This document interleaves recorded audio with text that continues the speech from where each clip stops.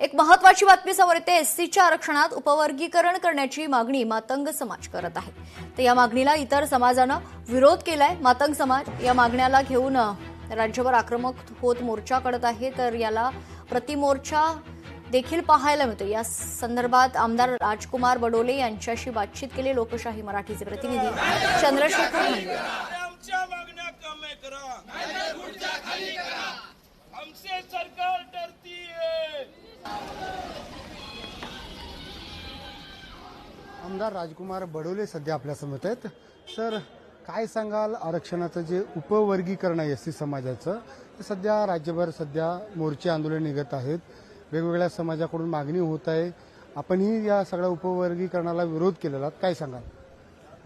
महाराष्ट्रामध्ये अनुसूचित जातीचं उपवर्गीकरण करताना सरकारनं संख्यात्मक आणि वस्तुनिष्ठ डेटा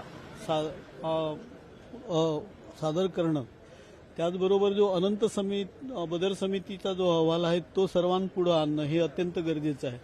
हे न करता उपवर्गीकरण झालं तर त्याला सगळ्या समाज बांधवाचा या ठिकाणी विरोध आहे। आणि मुंबईमध्ये पण त्या संदर्भातला 30 तारखेला जूनला प्रचंड मोठा मोर्चा या ठिकाणी होत आहे। 5 लाखापेक्षा जास्त लोक त्या ठिकाणी येणार आहेत। मुळातच उपवर्गीकरण करताना वस्तुनिष्ठ आणि संख्यात्मक डाटा जो सर्वोच्च न्यायालय म्हटलेला आहे तो डाटा देणं अत्यंत गरजेचं आहे। आणि त्या बाबतीत सगळ्यांचा आग्रह आहे, कारण 59 जाती ज्या आहेत त्या जातींची आर्थिक सामाजिक परिस्थिती कशी आहे त्या बाबतीतला डाटा जोपर्यंत येत नाही तोपर्यंत उपवर्गीकरण करणं हे चुकीचं आहे। नाहीतर 2027 मध्ये जनगणना झाल्यानंतर सरकारनं त्या बाबतीतला निर्णय घ्यावा अशी सगळ्यांची मागणी आहे। आमदार राजकुमार बडोलेजी। कॅमेरामन यश समी, चंद्रशेखर भांगे, लोकशाही न्यूज, मुंबई।